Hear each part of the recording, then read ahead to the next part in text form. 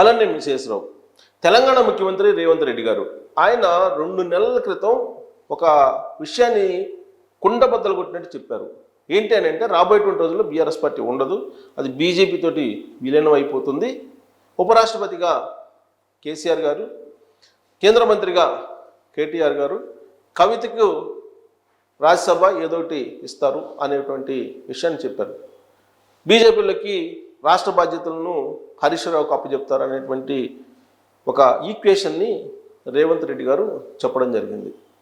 మరి నిజంగా ఆ ఈక్వేషన్ ప్రకారం పాలిటిక్స్ కనిపిస్తున్నాయనంటే ఆ రోజు నుంచి గమనిస్తే బీఆర్ఎస్ పార్టీ చేస్తున్నటువంటి ఎత్తుగడలు కానీ, బీఆర్ఎస్ పార్టీ చేస్తున్నటువంటి అడుగులు కానీ ఆ దిశగా పడుతున్నట్టుగా కాంగ్రెస్ పార్టీయే చెప్తుంది. కాంగ్రెస్ పార్టీ లీడర్లు కూడా చెప్తూ ఉన్నారు. ఈ మధ్యకాలంలో మనం చాలా క్లియర్గా బీఆర్ఎస్ పార్టీ రాజకీయ పరిణామాలను కనుక గమనిస్తే కనుక కాంగ్రెస్ పార్టీ మీద పోరాడుతుంది తప్పితే బీజేపీ తోటి సఖ్యతగా ఉన్నట్టు కనిపిస్తూ ఉంది. బీజేపీ ఢిల్లీ పెద్దలతోటి హరీష్ రావు అలాగే కేటీఆర్ గారు టచ్లో ఉన్నారని చెప్పి కాంగ్రెస్ పార్టీ వాళ్ళు చెప్తూ ఉన్నారు. ప్రభుత్వ పరంగా ఫెడరల్ సిస్టంలో కేంద్ర ప్రభుత్వానికి రాష్ట్ర ప్రభుత్వానికి మధ్య సంబంధాలు ఉంటాయి. ఈ సంబంధాలను మెరుగుపరచుకోవడానికి రేవంత్ రెడ్డి గారు ఢిల్లీ వెళ్తూ ఉన్నారు. నరేంద్ర మోడీ గారిని కలుస్తున్నారు, కేంద్ర మంత్రుల్ని కలుస్తూ ఉన్నారు.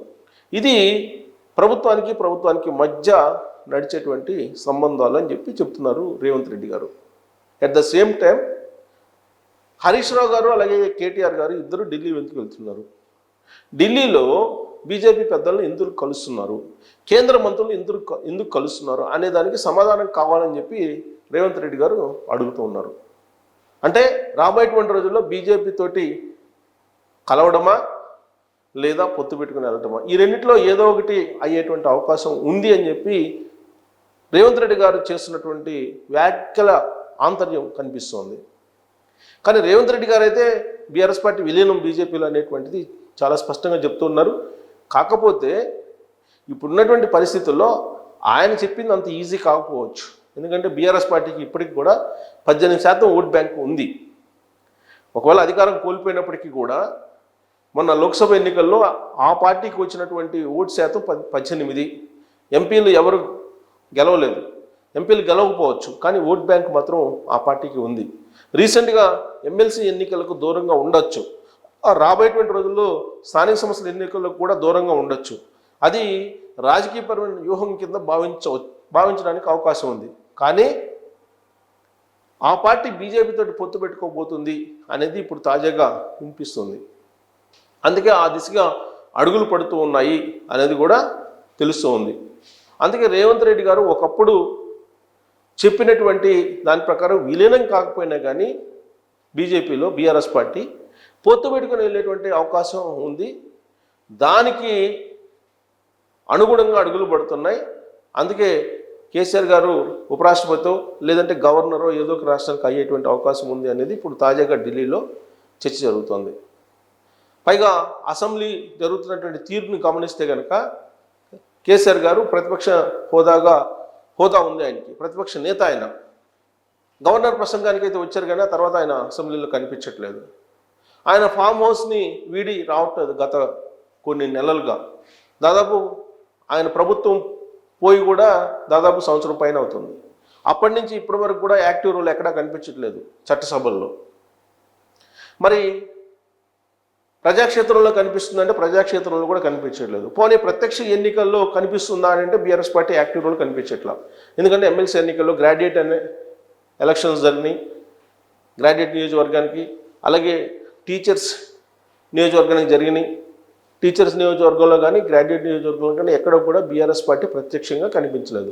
మరి ఎవరికి సపోర్ట్ చేసింది ఆ పార్టీ అంటే బీజేపీకి సపోర్ట్ చేసింది. అందుకే బీజేపీకి సంబంధించిన అభ్యర్థులు గెలిచారని చెప్పి రాజకీయ క్షేత్రంలో ఉన్నటువంటి వాళ్ళు ఎవరైనా చెప్తారు. దీన్ని బట్టి రేవంత్ రెడ్డి గారు ఒకప్పుడు చెప్పింది నిజమే కదా అనేటువంటి అభిప్రాయం కలగక మానదు. మరి ఇప్పుడు యాక్చువల్గా జేకేతనం సభ జరిగింది పిఠాపురంలో. పవన్ కళ్యాణ్ గారు మాట్లాడారు. మరి పవన్ కళ్యాణ్ గారు మాట్లాడి రాబోయేటువంటి రోజుల్లో మేము తెలంగాణలోకి ఎంటర్ అవుతాం అనేటువంటి సంకేతాలు ఇచ్చారు. దాని మీద రెస్పాండ్ కాలేదు ఇంతవరకు బీఆర్ఎస్ పార్టీకి సంబంధించినటువంటి నేతలు. జనసేన పుట్టింది తెలంగాణలో, జన్మభూమి తెలంగాణ జనసేన పార్టీకి, కర్మభూమి ఆంధ్రప్రదేశ్ అని చెప్పి అంటున్నారు పవన్ కళ్యాణ్ గారు.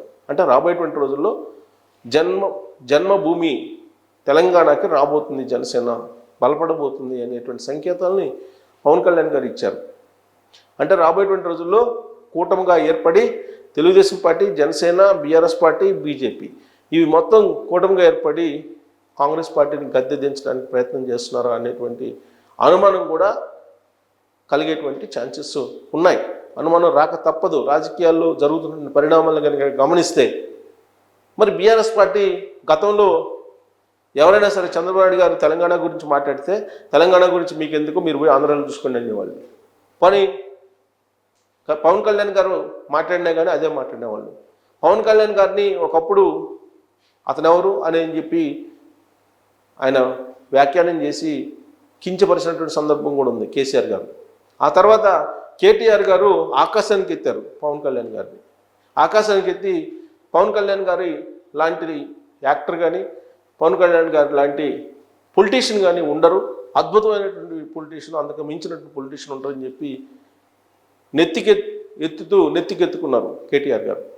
అంటే 2 షేడ్స్ అటు కేసీఆర్లో ఇటు కేటీఆర్లో చూడొచ్చు మనం పవన్ కళ్యాణ్ గారి విషయంలో. మరి ఇప్పుడు జయకేతనం సభలో పిఠాపురంలో తెలంగాణ గురించి మాట్లాడారు. తెలంగాణకు రాబోతున్నామని చెప్పి చాలా క్లియర్గా చెప్పారు. గద్దర్ని ఉదాహరణగా చెప్పారు. గద్దర్ భావజాలంతో తెలంగాణలోకి ఎంటర్ కాబోతున్నామని కూడా పవన్ కళ్యాణ్ గారు పరోక్షంగా సంకేతాలు ఇచ్చారు. మరి ఎందుకు బీఆర్ఎస్ పార్టీ వాళ్ళు ప్రత్యేకించి కల్వకుంట్ల ఫ్యామిలీ మాట్లాడట్లేదు? కల్వకుంట్ల ఫ్యామిలీ ఎప్పుడు తెలంగాణ గురించి మాట్లాడినా చంద్రబాబు నాయుడు గారి మీద, పవన్ కళ్యాణ్ గారి మీద ఎగిరిపడేవాళ్ళు. మరి ఇప్పుడు ఎందుకు మాట్లాడట్లేదు? అంటే రాబోయేటువంటి రోజుల్లో కలిసి నడవడానికి సిద్ధపడుతున్నారు. అదే జరిగితే రేవంత్ రెడ్డి గారు ఒకప్పుడు చెప్పారు కదా, కేసీఆర్ గారు దుకాణం బంద్ అవుతుంది, బీఆర్ఎస్ పార్టీ క్లోజ్ అవుతుంది, బీజేపీలో కలవబోతూ ఉన్నారు కేసుల నుంచి బయటపడటానికి అనేది ఆయన చెప్పారు. ఇప్పుడు అది కళ్ళ ముందు మనకి కనిపించేలాగా జయకేతన సభలో పవన్ కళ్యాణ్ గారు మాట్లాడిన మాటలకి ఏమాత్రం ప్రతిస్పందన బీఆర్ఎస్ పార్టీ నుంచి లేకపోవడమే గమనించవచ్చు మనం. లేదంటే పవన్ కళ్యాణ్ గారి మీద ఇప్పటికీ వరుస పెట్టి కల్వకుంట్ల ఫ్యామిలీ ఎన్ని విమర్శలు చేసిండే వాళ్ళే, కానీ ఇప్పుడు చేయట్లేదు. పైగా చంద్రబాబు నాయుడు గారు తెలంగాణలోకి ఎంటర్ అయ్యే అవకాశం ఉంది అని చెప్పి అప్పుడప్పుడు చెప్తూ ఉన్నారు. ఇప్పుడు అది కూడా చెప్పట్లేదు. వాయిస్ తగ్గుతుంది. ఎందుకు తగ్గుతుంది అంటే రాబోయేటువంటి రోజుల్లో పొలిటికల్ ఈక్వేషన్స్ మారిపోతూ ఉన్నాయి. ఉంటే ఎన్డీఏ వైపు ఉండాలి, లేదా ఇండియా వైపు ఉండాలి. ఎన్డీఏ వైపు ఉంటేనే రాజకీయ భవిష్యత్తు ఉందని చెప్పి కేటీఆర్ గారు భావిస్తూ ఉన్నారు. ఆ విషయాన్ని ఆయనే చెప్పారు. ఉంటే అటు ఉండాలి, లేదంటే ఇటు ఉండాలి, లేదంటే ప్రాంతీయ పార్టీలకు భవిష్యత్తు లేదు అని చెప్పి ఆ దేశంలో వివిధ రాష్ట్రాల్లో ఉన్నటువంటి ప్రాంతీయ పార్టీల పరిస్థితిని ఆయనే చెప్తున్నారు. సో ఇలాంటి సమయంలో ఎన్డీఏ తోటి కలిసి వెళ్ళాలి అని అంటే చంద్రబాబు గారిని, పవన్ కళ్యాణ్ గారిని ఏమీ అనకూడదు. వాళ్ళని ఇంకా ప్రసన్నం చేసుకునే ప్రయత్నం ఇప్పుడు కల్వకుంట్ల ఫ్యామిలీ చేస్తున్నట్టు కనిపిస్తుంది. అందుకే ఆ జయకేతనం సభ గురించి ఎక్కడా ప్రస్తావన చేయట్లేదు.